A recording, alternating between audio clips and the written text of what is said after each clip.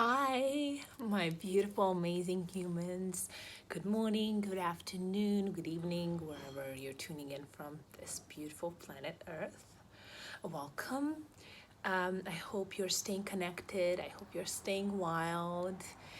And today I have this beautiful subject that is very relevant to the situation that is happening to us right now. So, since we're all staying at home and maybe spending some extra time with our loved ones, and we're getting this amazing opportunity to actually reconnect and connect with one another.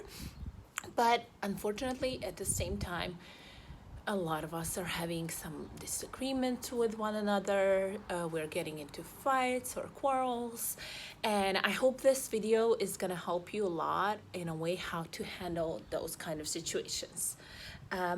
So today I'm going to be talking about punishments, why they're not good, and why a lot of our reactions to fighting with someone is actually a punishment. And then I'm gonna give you the alternative way that you can go. So let's start. First, why punishments are not a good way to go about disagreements with someone. Well, first of all, a punishment can encourage a person who is being punished to actually continuously do the same thing, because that is the only way they actually get our attention. So you will notice this in little kids in classes, like if you're trying to get your kids' attention to study and then one of them is doing really good, but the other one is avoiding it and he's acting out, then he might continue acting out just because you're paying more attention to him when he does, and it actually makes sense. At the same time, the person who's being punished can not only change the behavior that we don't like, but they can grow resentment towards the person who's punishing. In this situation, it'll be us, right? So then the third thing is that a lot of the times punishment actually brings positive reinforcement to the person who is doing the punishment. So for example, if your kid does something and they act out and you immediately yell at them, subconsciously, actually, we are releasing our stress, and it might bring us actually some kind of relief, which is in this way not what we want to do, right? Then another thing about punishments as well is that a lot of the times they can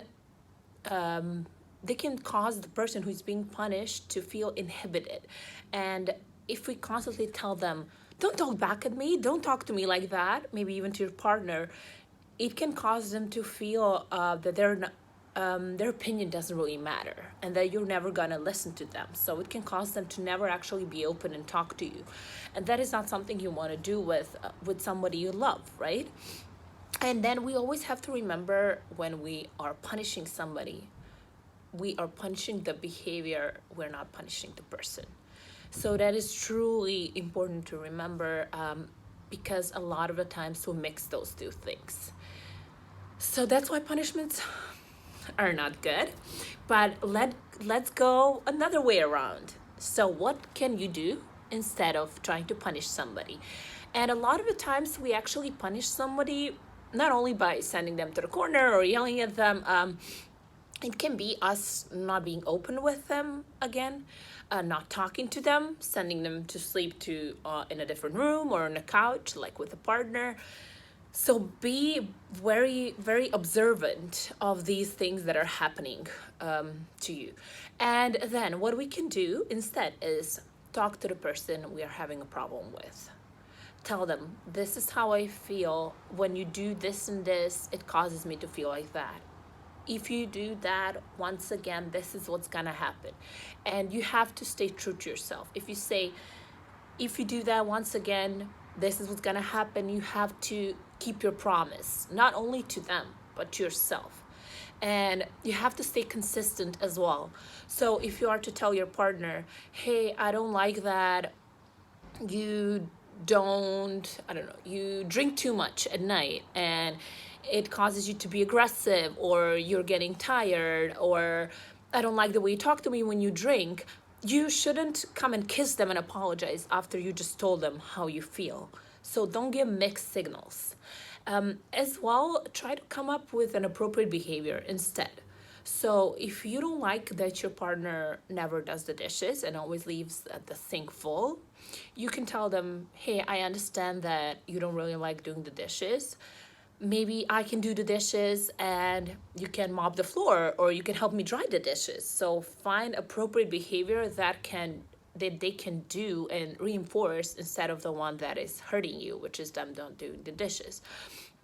Then also make sure that, as well as I said in the punishment, you are punishing behavior, you're not punishing a person. So as soon as the behavior is gone, you are no longer mad, you're no longer doing the things you've done, you no longer talk back to them or fight with them. So I'm not mad at you, I'm mad at the behavior.